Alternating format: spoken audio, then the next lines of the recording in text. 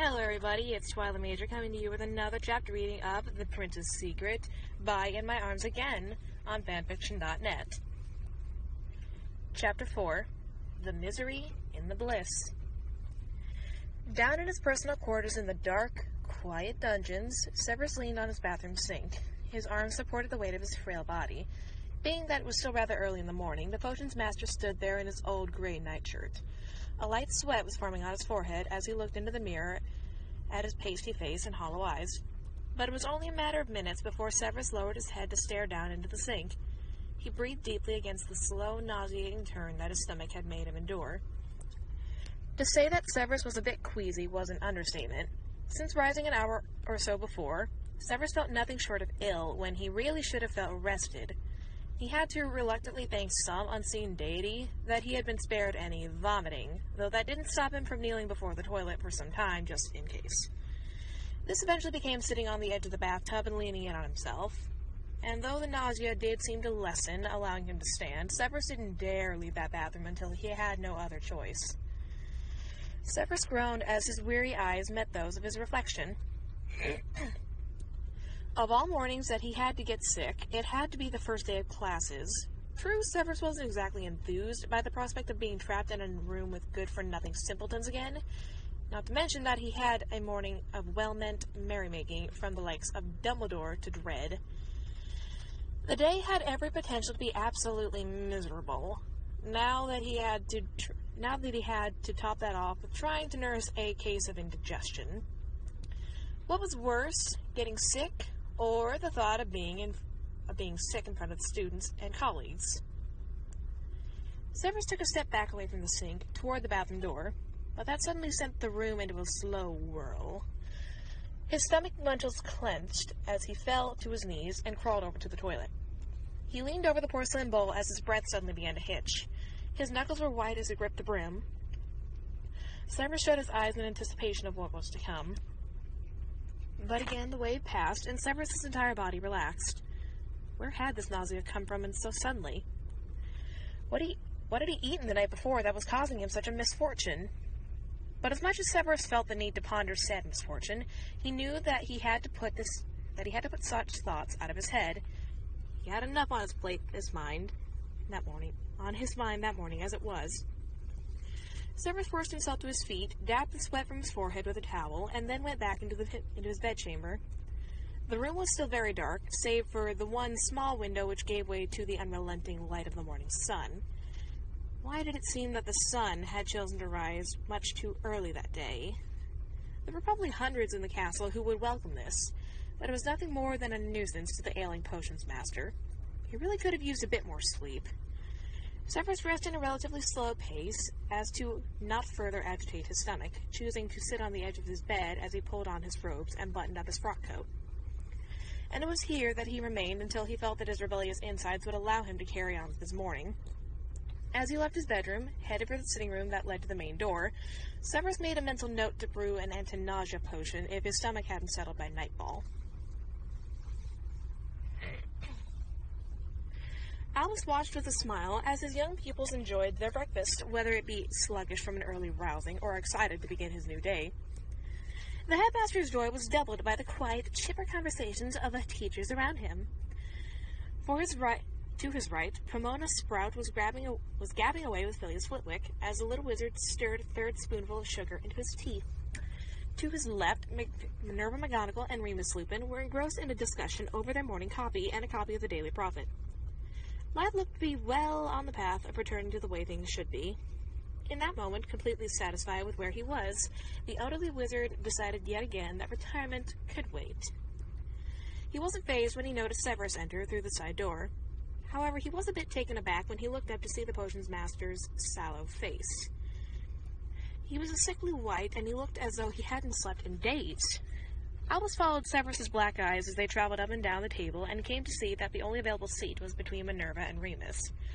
Severus silently growled, rolling his eyes to the ceiling. He then slowly walked over and sat down.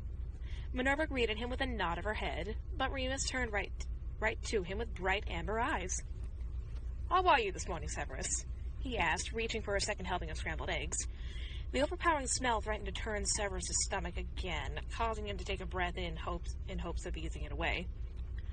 "I don't believe that's any of your business," he said, not looking at the werewolf. "What possessed you to think that it was Lupin?" "It's just courtesy." Remus raised his eyebrows. When have you ever known me to be rude?" "When have you ever known me to take joy in your presence?" Severus glared at Remus out of the corner of his eye. His low growl was laced with venom. Why, in the name of Merlin, did this man feel the need to even attempt to be friendly with him? Why the hell did he have to be so chipper that early? What's got your wand in a knot?" Remus asked as his eyebrows twitched up. Severus snarled as he reached for a few pieces of toast, the only thing that his meager appetite would allow. "I think the question is, what hasn't?" "What are you talking about, Severus? It's a lovely day, and everyone's in a good mood." "All horrendously irritating." Severus bit and ripped off a bit of toast. He chewed with aggravated force before swallowing hard. "And you being a morning person does absolutely nothing to brighten my day." "Well, forgive my enthusiasm, Severus," Remus bantered as he carefully buttered his own toast. Severus couldn't help but roll his eyes. "But times are changing for the better. I'm thrilled just to have a job, let alone a job I could enjoy." Severus shook his head. "It's astounding that the Ministry would allow such a mangy mongrel around children. I'm surprised that you're trusted with that baby of yours. Oh, wait. Perhaps you're not." The potions master raised his eyebrows in mock surprise. Remus sighed. "I have to make a living to support my son, and that's not easy when you're a single parent. He's better off with his grandmother for now." "Of course he is," Severus sneered. "And who knows how the wolf would react to a month-old baby." "Unless you've been planning on tampering with my wolfsbane potion, we shall never know." Yet again, Remus chuckled in a way that made Severus' skin crawl. His knuckles turned white, and his fist clenched to his knee. He felt the vein in his head throbbing with sheer temper and intolerance for this conversation. It only got worse when that tension gave way to a new wave of nausea. Severus had to swallow hard as his mouth began to fill with saliva. He looked to Remus. "When, Lupin, will you finally understand that I take no joy in you or your light humor?" "Come now, Severus," Remus said as he poured out a cup of coffee for Severus. "I know that we've had an unpleasant past, and I'm sure that we both have done things that we would come to regret. But I think it's time that we left that all behind and start over." "I never cared for you before, and it's quite possible that I care even less for you now." Severus slowly shook his head before sipping his coffee. He closed his eyes against the harsh taste of bark, feeling the color draining from his face. "Severus," he heard Albus say from down the table. "Are you all right?" Severus looked up to see that the headmaster's question had gotten Minerva's attention. She set down her teacup and studied his face. "Quite so," Severus quickly answered, lying through his teeth. Remus' smile faded away. His eyes fixed on Severus's face. "Are you sure about that? You look a bit peaky." "They're right, Severus." Minerva gently felt Severus's forehead with the back of her hand, likely checking for a fever. Severus swatted her hand away, now quite annoyed. He dunked his half-eaten toast into his coffee, forcing himself to take another bite. "Minerva, I'm fine. Leave me be." "I trust your word, Severus, but are you absolutely sure?" Albus leaned over the table to look past Minerva. "I wouldn't want you to be teaching when you're not feeling well." "Your concern touches me," Severus mocked. He stood up, deciding that he needed to return to the quiet of his dungeons. If anything, he needed to get away from Dumbledore. Severus knew all too well that this little concern would quickly become a sick need to mother him, and that was the last thing he needed at the moment. He looked to the headmaster, taking the last bite of toast. "Contrary to what you might believe, I am perfectly capable of taking care of myself." "Very well, my boy," said Albus, his eyes twinkling with his optimistic smile. "But if there is anything I can do, don't hesitate to let me know." Severus rolled his eyes, and he picked up his cup of coffee. As he turned to leave the Great Hall, Remus looked up and said, "Good luck today!" But Severus couldn't be bothered to offer up a reply. Instead, he slowly walked out the side door, ignoring the curious stares of his fellow teachers. Severus rubbed at his forehead, already feeling an ache coming on. He took a long sip of his coffee, like that was going to help. It sent shivers down his body, and the taste of bark lingered in his mouth. He felt his innards clenching up. He swallowed hard, wishing that it would rid him of his damn indigestion. The thought of the 6-year class he would be teaching within the hour did nothing to ease his body or his mind. Now he just hoped that he felt better by lunchtime. At least then he could be nasty to people purely for his own bitterness, and he wouldn't have to lie to Dumbledore about his well-being. Could this be the longest day of his life?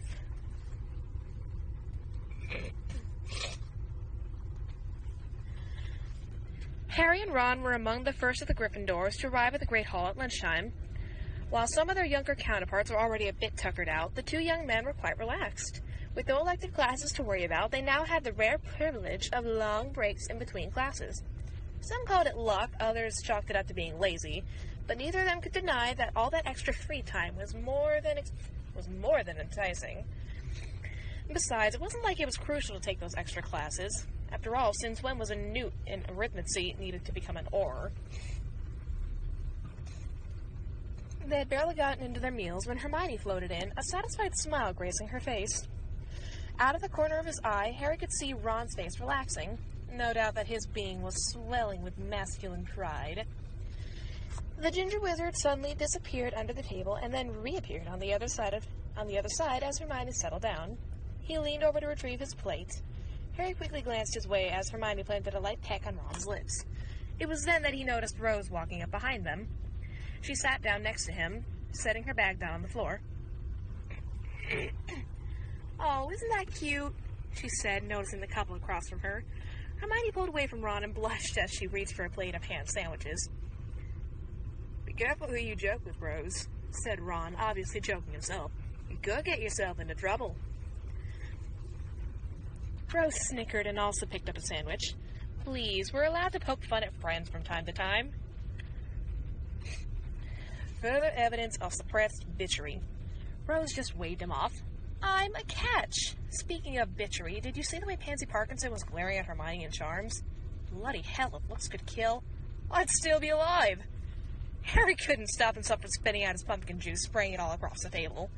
Surrounding students laughed though whether it was at Harry or Hermione's comment was anyone's guess.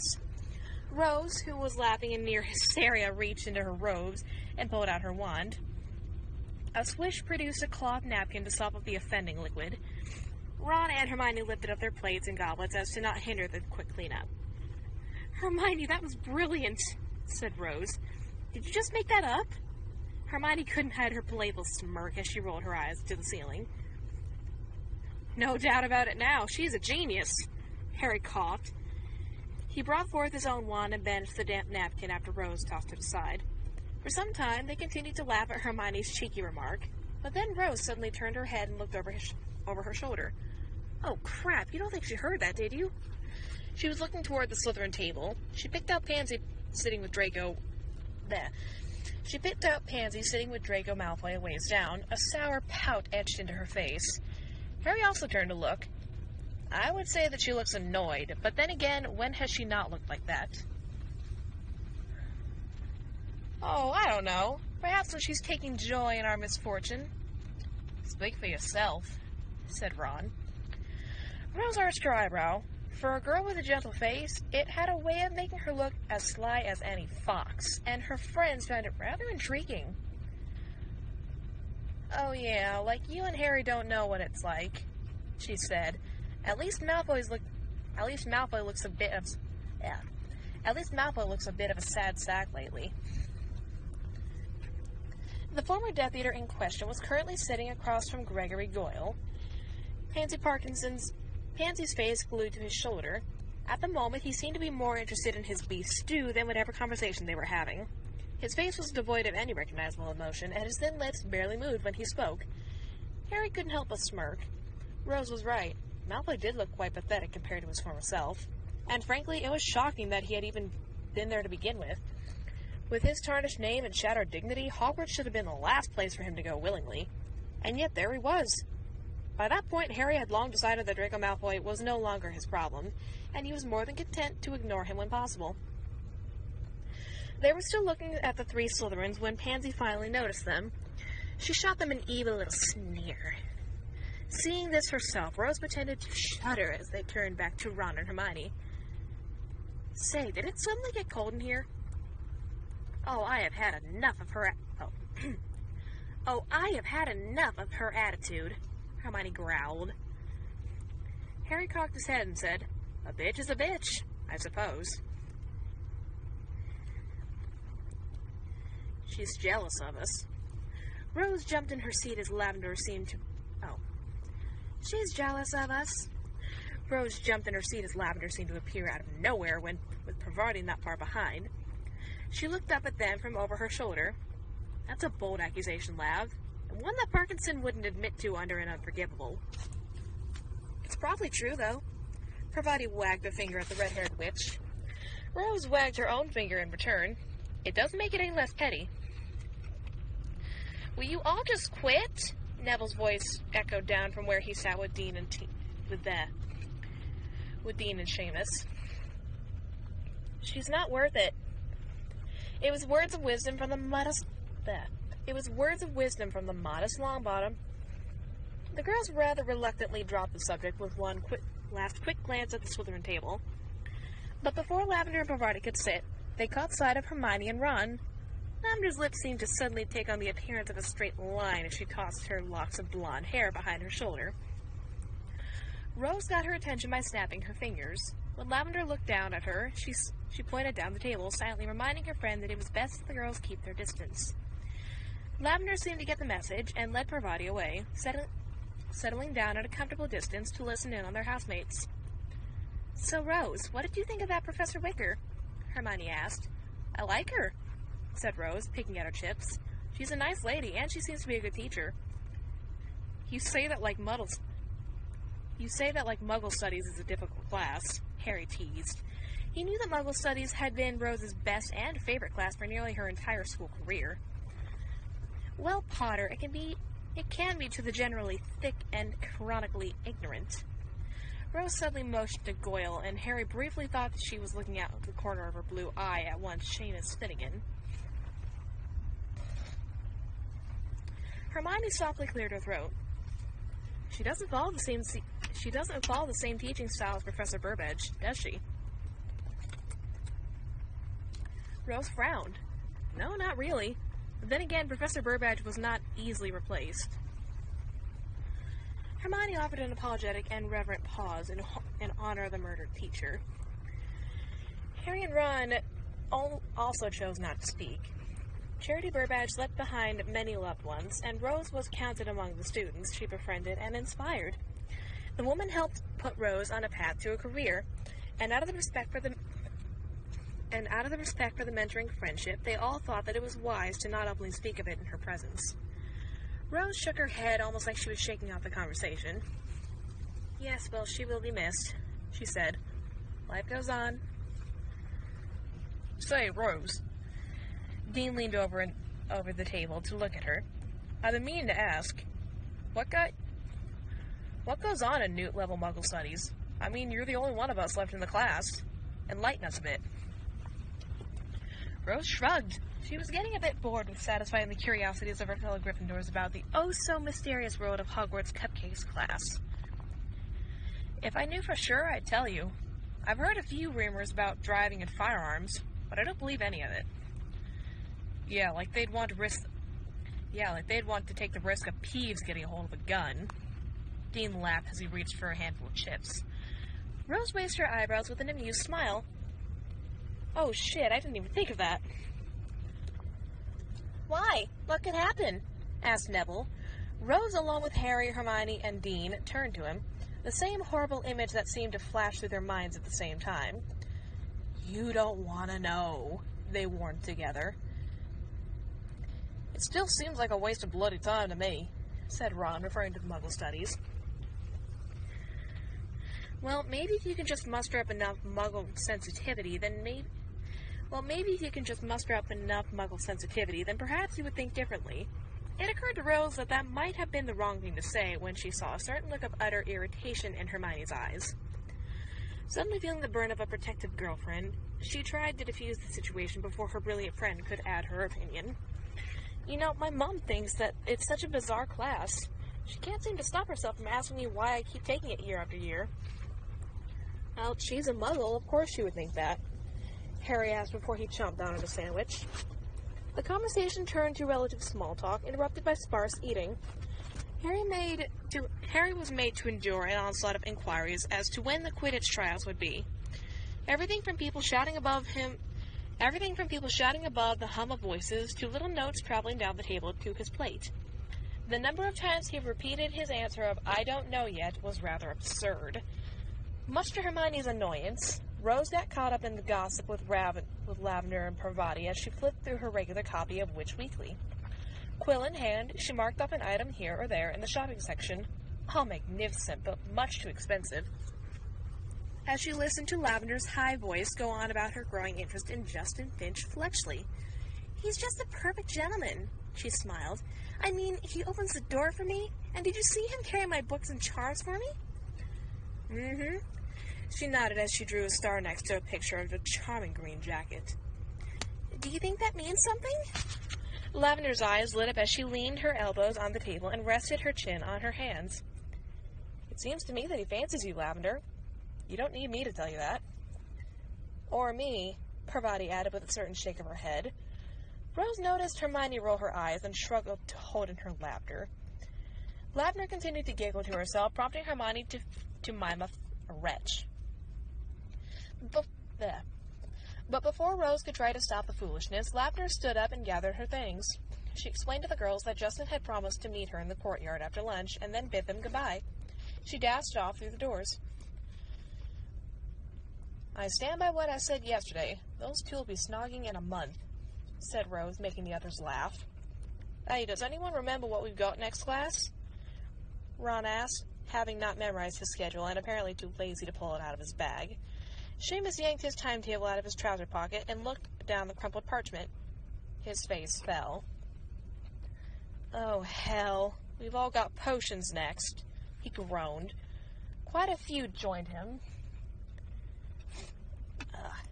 Hermione nearly scowling at their attitude. Harry thought it was wise to keep his own opinions to himself in favor of preventing another talking to.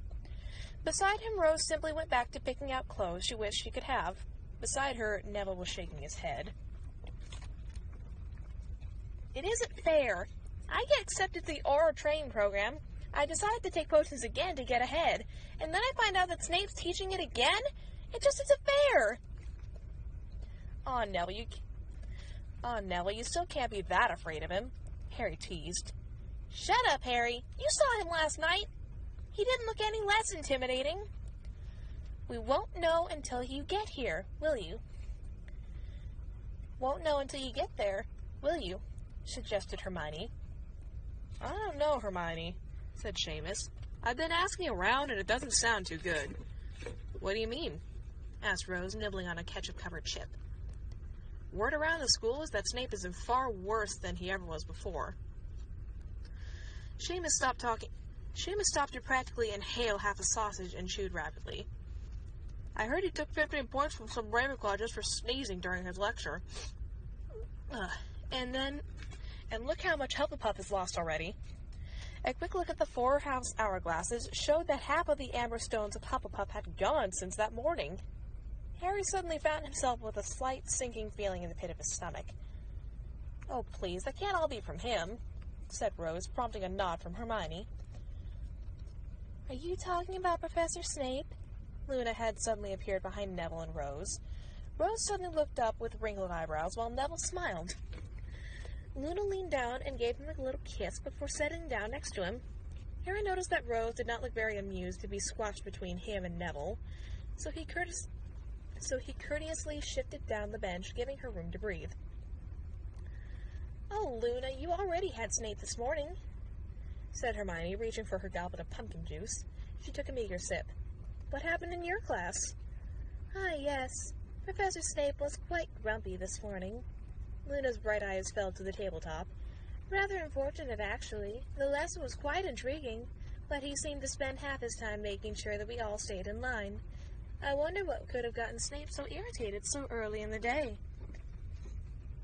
I can name a few things, said Ron through a mouthful of ham. He almost snickered when he suddenly got a hard jab in the arm. He looked at Hermione, who was looking rather satisfied with herself. Both Harry and Rose tried and failed to keep their laughter muffled. Ron, do yourself a favor and shut your mouth, Rose suggested as she closed her magazine and put it away.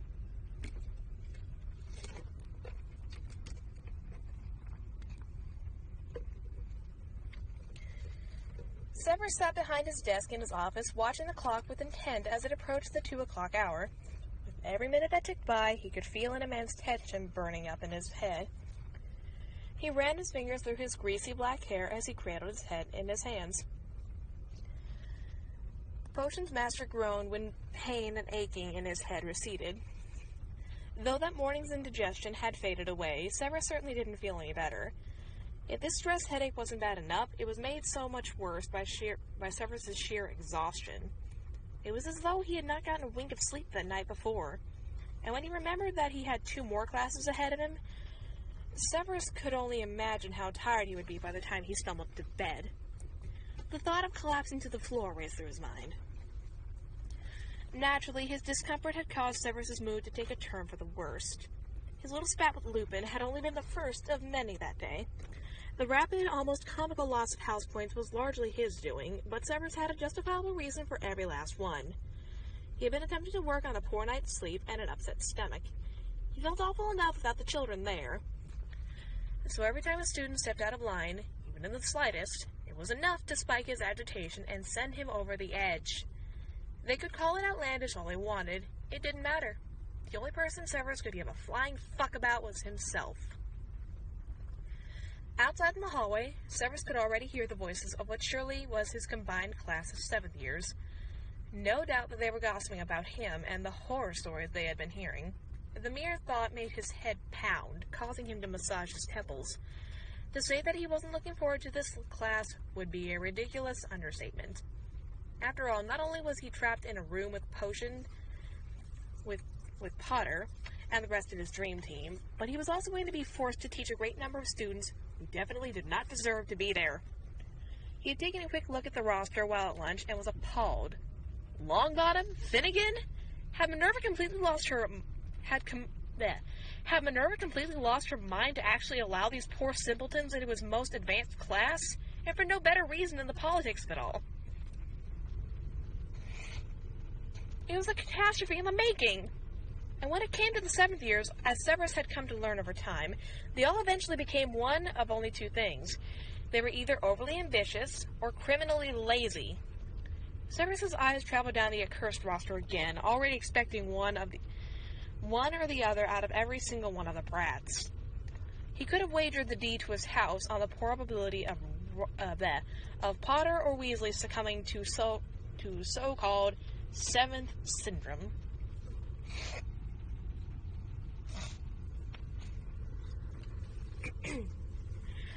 Severus let out a growl as the bell rang. He pushed himself up out of his chair and slowly walked out into his classroom. He pushed open the door with a scowl. The noise died down as the entire queue turned to him. In those 20 sets of eyes, Severus could see everything from nerves to loathing to indifference.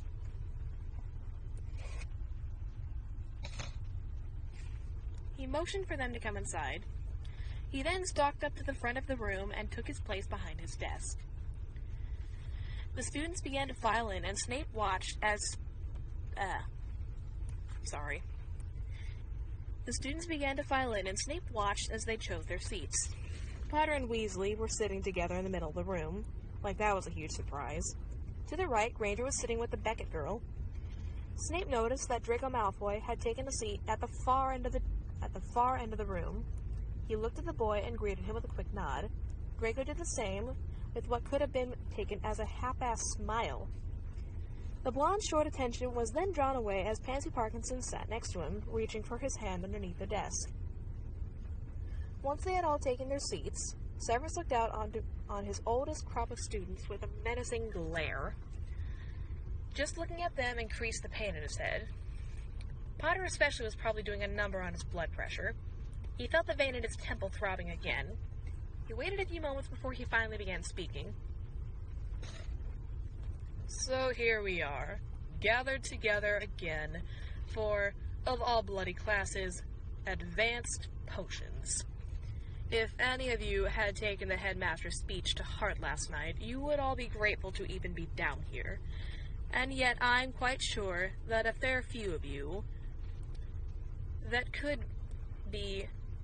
not be any more false. It is my understanding that not one of you is particularly enthused to be here this afternoon.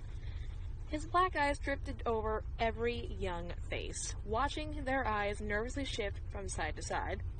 And I doubt that you were any more thrilled when you heard that it was to be me standing before you. Make no mistake, I am no happier to be in this wretched presence. I would much rather be subjected to medieval muggle torture than be forced to interact with the likes of you. He stared down at Potter, who shot him a dirty look in return. But in any case, chances are that you all enrolled for the same reason. You enrolled to further your education, broaden your skills, and give yourself an advantage in the working world. We could spend the term taking shots at each other, though I assure you that I would be a grave mistake on your part. I hope that you also realize that doing so would get you absolutely nowhere. You would be defeating your purposes, whatever they may be. I'm sure you like to think of yourselves as adults, so here's a little tip for that. If you are truly adults, then you must accept the horrible truth that you must now do what you must do, without pitiful excuses. Now, if I could just believe that any of you could follow through with this bit of maturity, I couldn't even dream of a wonder like that. Snape came around his desk and began to slowly pace up and down the rows of desks. Now, the decision to enroll in this class should not have been taken lightly. This being the final year of your education, I trust you know that the potions you will brew in this class will be the most complex of any you have come across before in your lives. He saw that Granger was fidgeting in her seat. He then noticed how Potter and Weasley seemed to be purposefully avoiding eye contact. He suppressed the urge to publicly accuse them of illegally brewing the Polyjuice potion in the past. Successfully passing this class would ensure that you would be able to brew just about anything you could possibly need in your day-to-day lives. But it would take an exceptional idiot to not know that in order to achieve this, you need to have dedication and skill. And I am sorry to say that a rather alarming number of you possess no such talent. His glare fell on Neville Longbottom. Almost instantly, the color seemed to drain from the boy's face. Severus just couldn't resist. He stalked over closer to him. It is truly disappointing that the lot of you were allowed to return to my potions class. Believe me when I say that if I had things my way, if these post-war victory-induced politics hadn't gotten in the way, more than half of you would be gone. He stopped right next to Longbottom, leaning closer with every snarling word, forcing the nervous Gryffindor to retreat further back into his seat. No doubt that you entered my class thinking that it was for your own good, but in doing so, you severely underestimate your own abilities. You think you've done a good thing, but all you will have done is made a mockery of the art of potions making. Even now, I look at your faces and see nothing more than a clumsy, incompetent waste of my time. His barking comment was followed by a sudden crash. Longbottom had fallen backwards out of his chair and hit the cold dungeon floor, having failed to grasp the desk in time. Snape backed away, letting the whelp get up. The rest of the class was trying to stop their impulsive laughter, some hiding their smirks and giggles behind their hands. Silence! Snape growled as Longbottom sat back down. He glanced around the room, making sure that every last student was quiet. His glare fell on three way too familiar faces. The tension in his head began to rise again, pain radiating through his skull. And then there are those who have skill, but let their egos get in the way. He came to a stop in the aisle that separated Weasley from his overachieving girlfriend. Snape looked at the two girls, who looked up at him with frozen expressions. He noticed Rose Beckett quickly swallow. I cannot deny that some of you seem to have half a brain cell for the subject. You brew what you are told with no real trouble, giving you the right to brag to your unfortunate classmates. But mark my words, your pride may just be your downfall. He turned his head to stare down at the boy who lived. He felt an agonizing heat build up in his chest at the sight of those emerald eyes. Nothing is more vile than a second-rate brat who revels in minuscule glory. I don't care how wonderful you think you are. There is a very fine line between dignity and arrogance. And one thing I will not tolerate is arrogance. Such useless confidence has never gotten you anywhere before, and it never will. Consider that a fair warning. All of you! Snape turned around and walked back up to the front of the room, ignoring Potter's obvious desire to snap at him. He turned back to face the rest of the class. Now, let it be known that I will only say this once. In recent weeks, you all have come to find that certain information about me. I know what has been said about me, and I am more than aware of your varying opinions. But in this room, none of that has any relevance. My experiences are, and will stay, a personal matter, and no amount of post-war merriment can affect me in any way that concerns you. No matter who you are, I am not, nor have I ever been, your friend. I have always treated my students as they deserved, and the same holds true today. And if any of you come to me wanting to know the truth behind the prophet's stories, it will merely be a pointless act of poor judgment.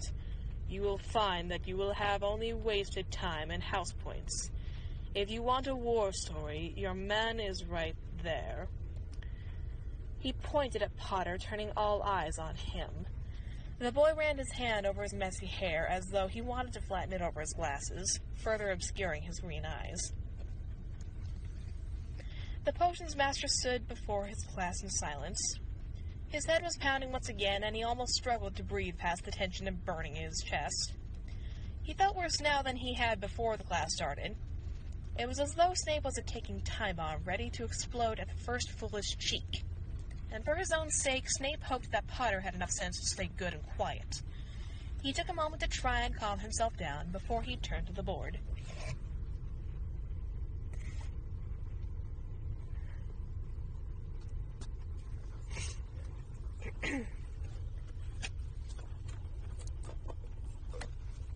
Sorry, guys. A little dry. Very well. Let us now get to what you are actually here for. You would open your books to page... That did it. Snape whipped around fast with a fierce snarl. 5 points from Gryffindor, Miss Thomas. For... 5 points, Miss... I'm sorry. 5 points from Gryffindor, Mr. Thomas, for interrupting my lesson. Sir, he just... 10 points, Miss Patil. But, Professor Snape! Would you like to make it 20 points, Miss Granger? The girl shrank back. No, sir, she said quietly. And shut up and turn to page 239. The room was filled with the sound of violently turning pages when Snape heard the Slytherins giggling in the corner. He turned to them with the same aggression. That goes for you, too! A couple of them jumped in their seats before they, too, opened their books. Harry and his friends were among the first to leave the dungeon's classroom, leading the way up the stairway to the ground floor. Leading the way to the stairway up to the ground floor. Skin and robes dampened with sweat, they were all more than a bit eager to get back up to the fresh air. After being put in their places so sternly, they spent the remainder of the class brewing the invigoration draught. Some of their attempts ended in failure, though many managed to scrape by, Harry and Ron included. Hermione, of course, had produced a perfect potion, with Rose not that far behind. In fact, the girls had finished a good 15 minutes ahead of everyone else. Snape's attitude had not improved as the class went on. It seemed as he had indeed returned to his cruel, sarcastic ways after all. Not only that, he had gotten worse. In 1 hour, he had personally insulted a fair number of people, and all 4 houses had lost points. Even Slytherin had lost 10 points, and Goyle burned a hole through the bottom of his cauldron. They were barely out of the potions room when Ron sighed loudly as he walked hand in hand with Hermione. He wiped perspiration from his forehead. Merlin, what was that? That, my friend, was possibly one of the most rigid potions lessons we've ever sat through. Harry shook his head with wide eyes. No kidding, said Rose as she passed Harry. I thought Neville had stopped breathing for a moment there, like Snape was going to take 5 points for an exhale during an instruction. I can't believe he took house points away just because Dean coughed. Hermione pouted. Ridiculous! I mean, who would have thought that Seamus was right? Luna maybe, but not Seamus. Sometimes things like that are just too stupid to not make up. Sometimes things like that are too stupid to make up, Rose suggested. And besides, no one could have predicted Snape being that bad. Really, taking points for something as uncontrollable as a cough? Maybe we just saw Snape at his lowest, said Ron.